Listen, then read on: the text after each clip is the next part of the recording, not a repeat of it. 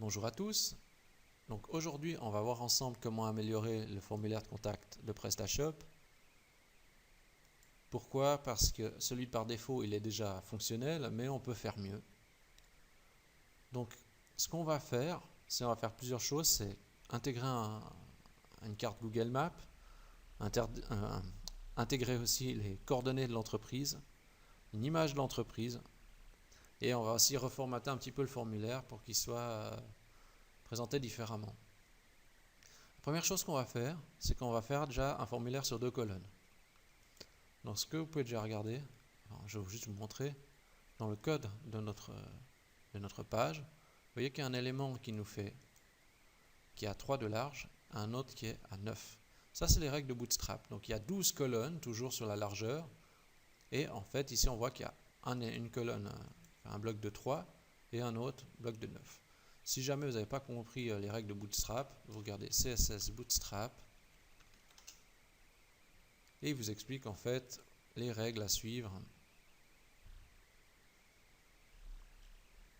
notamment au niveau des colonnes.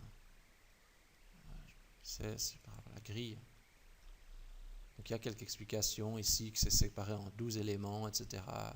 Vous voyez la logique au niveau des répartitions des colonnes. Ça, je vous laisserai regarder. Donc ici, on a 3 et 9, et on va mettre 6 et 6 pour avoir déjà 2 colonnes, on va dire, de même largeur.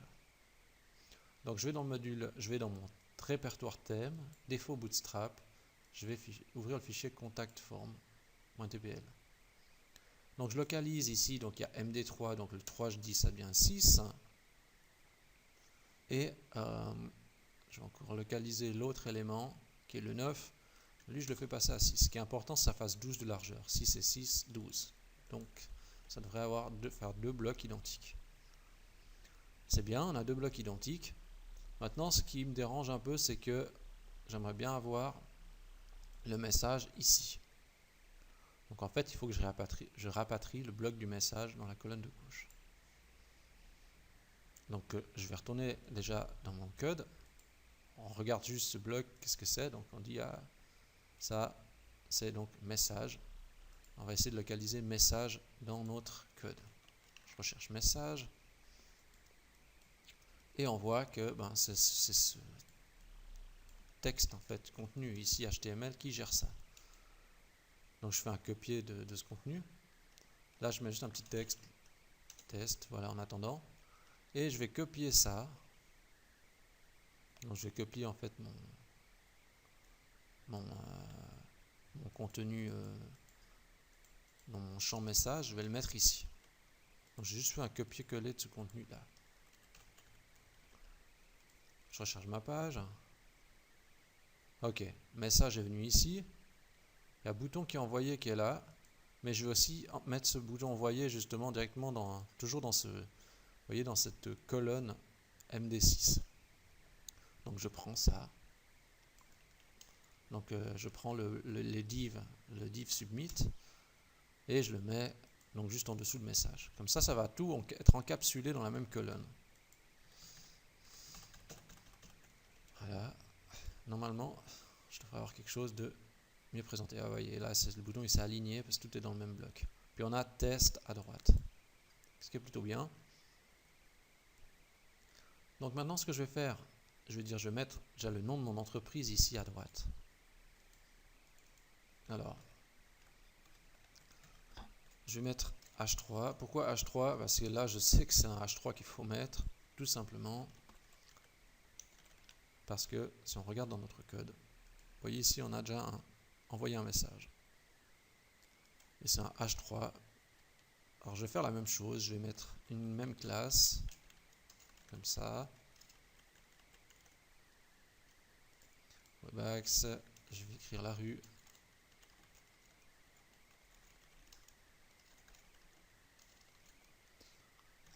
Ok. Donc là, je fais un retour à la ligne.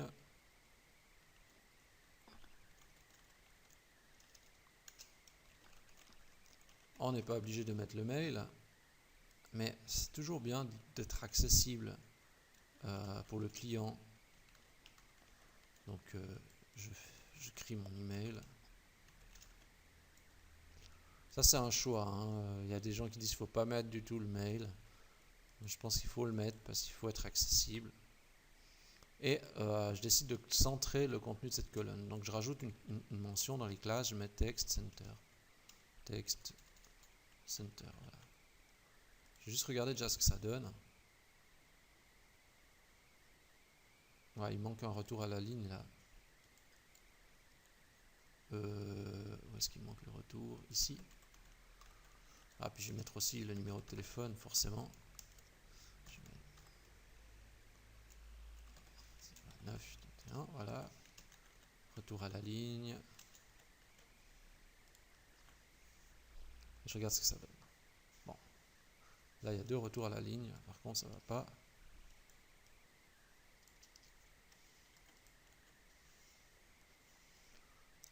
Voilà. Maintenant, ce qui me dérange, c'est que ça, c'est pas aligné avec ça. C'est parce que, en fait, cet élément-là, il n'est pas encapsulé dans le bloc à gauche. Il est au-dessus. Alors, ce que je vais faire, c'est, je vais prendre justement ce titre qui est envoyé un message. Je le copie, enfin, je le coupe. Et je vais le mettre juste au début du bloc ici. Donc ça, c'est le début du bloc à gauche. Comme ça, ce titre, il va logiquement en fait apparaître à la même hauteur que mon élément. Vous voyez, ça c'est aligné. Pourquoi les deux ils sont alignés? Parce que justement, c'est ces 2 titres qui sont directement au début du bloc. Je ne sais pas si je suis toujours très clair dans les explications, mais des fois c'est un petit peu technique. On a les H3 qui sont au début de chacun de ces 2 blocs. Donc ça c'est bien. Maintenant on va intégrer une carte Google Maps. Alors, je recherche. Là, je vais déjà dans Google Maps. Je vais rechercher mon adresse.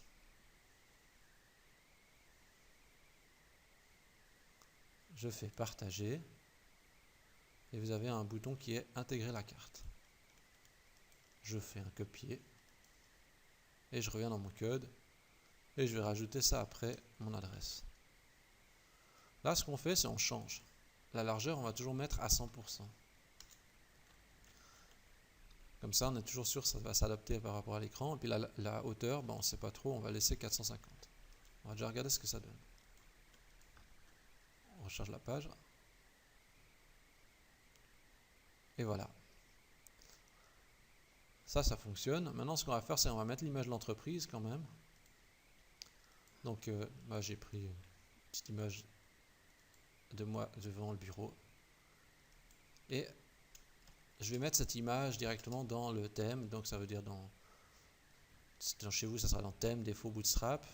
Et je vais mettre ça dans IMG. Je copie mon image qui s'appelle entreprise. Je reviens dans mon formulaire de contact et je vais mettre IMG src égale. Puis là, je vais mettre dans le chemin de mon image. Donc, on utilise une variable de PrestaShop qui est imgdir, qui va chercher dans le répertoire du thème. Et on met entreprise.jpg. C'est le nom de mon image. On va déjà recharger pour voir si ça marche déjà le chargement. Alors, ça a marché, mais il y a eu un problème. On voit que l'image a complètement été déformée. On a oublié de mettre la classe qu'il faut que l'image soit responsive. On met ça et on recharge.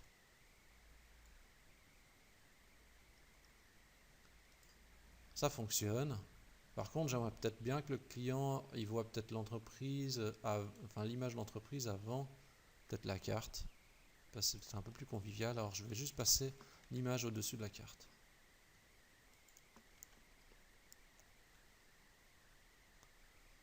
Ok, c'est peut-être plus sympa comme ça.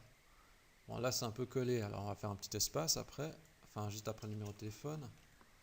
On va faire aussi un petit espace après l'image.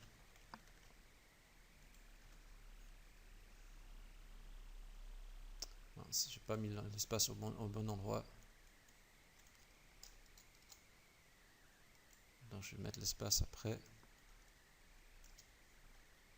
Donc le BR, c'est ce qui crée le retour à la ligne. Donc je le mets. Ok. juste en rajouter un.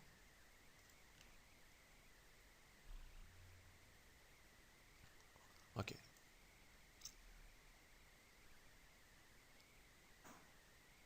Alors là, après, bon, il faudrait qu'on ajuste encore un peu peut-être. C'est peut-être la hauteur de la carte qui est peut-être un peu trop grande. Ce que je vais faire, c'est que j'aimerais bien optimiser plus, donc je vais mettre 1926 rue de l'Église sur une même ligne et le numéro de téléphone et l'email sur une même ligne. Vous allez comprendre pourquoi. Je fais ça, je mets sur une même ligne. Non, j'aurais pas dû faire comme ça.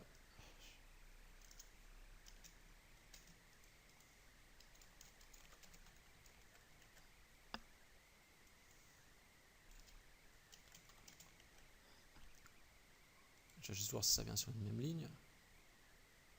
Ok, parce que ça va, si vous voulez, ça me diminue la hauteur. Et ce que je vais faire, c'est je vais maintenant, je vais ajuster, je vais mettre peut-être la carte plus petite. Je vais mettre une hauteur, peut-être, je sais pas, je vais peut-être mettre 200. Après ça, c'est ajusté, ça dépendra de la taille de votre image et tout le reste. Hein. Là, j'ai pris une image d'exemple. Voilà. Alors, vous voyez, on a déjà quand même, en faisant juste ça, on a quelque chose qui est beaucoup plus intéressant. Et ce qui est important, c'est aussi que les formulaires soient équilibrés. Vous voyez, la partie de gauche, la partie de droite, c'est plus ou moins la même hauteur, donc ça ne choque pas à l'œil. Et on va dire, quelque chose d'un peu différent du formulaire PrestaShop initial. Ce qu'il faut faire encore, c'est vérifier que le formulaire marche. Parce que quand on a tout touché, des fois, il y a des erreurs qui surviennent. Ok, donc ça détecte bien que l'adresse email est invalide. Donc, le formulaire, il a l'air de répondre correctement. Et enfin, on passe à la dernière étape qui est vérifier qu'est-ce que ça donne sur le mobile. Et là, vous voyez, c'est discutable. On a en fait le formulaire qui apparaît, mais peut-être qu'au niveau de l'ergonomie, c'est pas le top. Parce que, au niveau de l'ergonomie, oui, c'est pratique, on donne accès tout de suite au formulaire. Mais le client, s'il voit ça, il dit « Ah, un formulaire PrestaShop tout classique comme d'habitude », et ça peut le dissuader. Ce qu'on va faire, c'est qu'on va intervertir les colonnes. Ça veut dire que je vais mettre la colonne de droite à gauche. Pour ça, vraiment rien de plus simple, je prends juste ce bloc, donc je l'enlève, et je vais juste le mettre avant. J'ai juste interverti en fait les deux colonnes, c'est tout. Je recharge ma page. Donc c'est vrai que finalement, techniquement, vous allez me dire que ça soit à gauche ou à droite, ça ne change pas grand chose. Mais sur le mobile, oui. Parce que maintenant, sur le mobile, on voit d'abord la photo de l'entreprise, le plan, ensuite le formulaire de contact. Et ça veut dire que la personne verra déjà tout de suite le numéro de téléphone quand elle va dans le contact et elle ne verra pas un formulaire de contact sans aucune information. Donc on rend l'information plus accessible en faisant ça. Donc je regarde mes notes si on avait un autre point à voir. Moi, je pense qu'on a fait le tour. Donc ça c'est vraiment un exemple vraiment basique, mais je pense qu'on n'a pas besoin forcément d'aller plus loin au départ. Et si vous faites déjà ça, c'est un gros plus dans le formulaire de contact par rapport à si on laisse en standard avec aucune information. Ensuite, il n'y a plus qu'à customiser selon vos envies. Je vous remercie d'avoir regardé cette vidéo et je vous dis à la semaine prochaine. N'oubliez pas, bien sûr, de suivre aussi la chaîne YouTube, de vous abonner. Effectivement, j'ai oublié de vous faire cette remarque. Merci à vous et à la semaine prochaine.